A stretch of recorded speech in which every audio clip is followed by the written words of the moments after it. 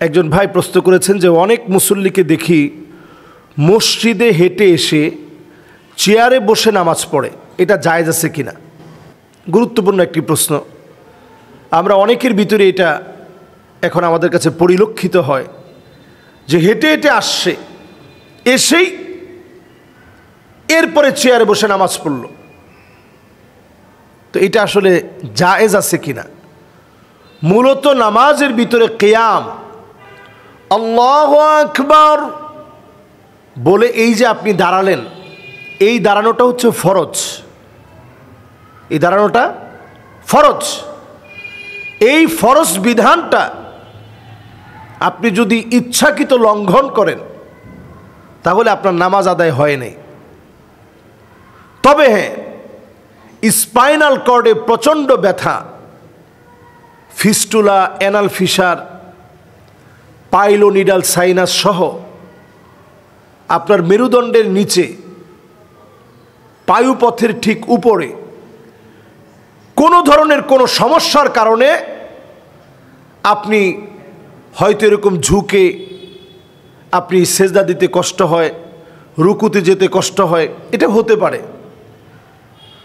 Doctor আপনাকে বলছে যে আপনি এত নুয়ে ঝুঁকে আপনি সেজদা দিবেন না। ডাক্তার আপনাকে এই বিষয়ে সিদ্ধান্ত দিয়েছে।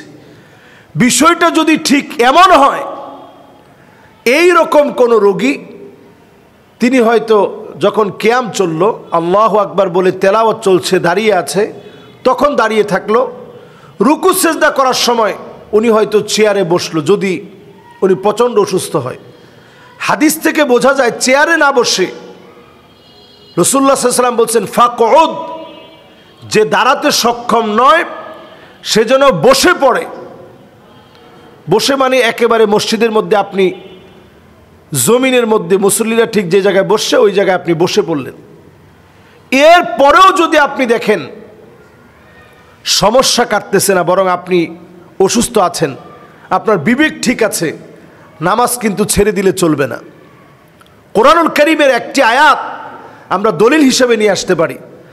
الذين يذكرون الله قياما وقعودا وعلى جنوبهم ويتفكرون في خلق السماوات والأرض ربنا ما خلقت هذا باطلا। এই আয়াতে কারীমায় আল্লাহ রাব্বুল আলামিন স্পষ্ট বলছেন, হয় আপনি আল্লাহ রাব্বুল আলামিনকে ডাকবেন দাঁড়িয়ে, না হয় বসে, না হয় পার্শ্ব ফিরে, না হয় শুয়ে, যেইভাবে আপনার সামর্থ্য আছে ওইভাবেই আল্লাহকে ডাকতে হবে।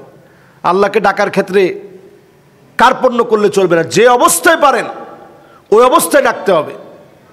কিন্তু আপনি সারা পথ হেঁটে আসলেন, ঠিক যখন আপনি নামাজ পড়বেন তখন আপনি দুর্বল হয়ে গেলেন, এই জাতীয় ব্যক্তিকে শরীয়তের পরিভাষায় আল্লাহ তাআলা নিজে নাম দিয়েছেন কমু কুসালা। নামাজের ভিতরে দাঁড়ালেই লোকটা অলস হয়ে যায়। এই জাতীয় ব্যক্তির নামাজ তিলকা সলাতুল মুনাফিক, এটা মুনাফিকের নামাজ। তিলকা সলাতুল মুনাফিক, এটা মুনাফিকের নামাজ। তিলকা সলাতুল মুনাফিক, এটা মুনাফিকের নামাজ। এই মুনাফিকের নামাজ যারা পড়বে এরা অলসতা করে পড়বে। এদের সেজদাগুলা হবে কা নাকরি দিকা, মুরগি যেভাবে ঠোকর দেয় এইভাবে ঠোকর দিয়ে নামাজ পড়বে। এদের নামাজের ভিতরে কখনো তাসবিহ বেশি পড়ে না, 3 বারই পড়ে, কিন্তু 3 বার 5 বার 7 বার, জিন্দিগিতে 5 বার পড়ে না, 7 বারও পড়ে না, 3 বার পড়ে। এগুলা মুনাফিকের নামাজ। নামাজ পড়তে গেলে সবচেয়ে শেষে গিয়ে নামাজ পড়ে। সারা পথ হেঁটে এসে মসজিদে এসে তিনি চেয়ারম্যান হয়ে যায়। এটা হচ্ছে মুনাফিকদের নামাজ। মাআদাল্লাহ, আল্লাহর কাছে আমরা পানাহ চাই। অসুস্থতা জনিত কারণে শরীয়ত কিন্তু কঠিন করে নাই। ইয়াসসিরু ওয়ালা তুআসসিরু, তোমরা সহজ করে দাও, কঠিন করে দিও না। বাশশিরু ওয়ালা তুনাফিরু, শুভ সংবাদ দাও, মানুষকে পৃথক করে দিও না, নফরত করে দিও না। আল্লাহ আমাদেরকে বোঝার তৌফিক দান করুক। আমরা ইসলামকে সহজ করব, কঠিন করব না। আল্লাহ রাব্বুল আলামিন বোঝার তৌফিক দান করুক, আমল করার তৌফিক দান করুক। আসসালামু আলাইকুম ওয়া রাহমাতুল্লাহি ওয়া বারাকাতুহু।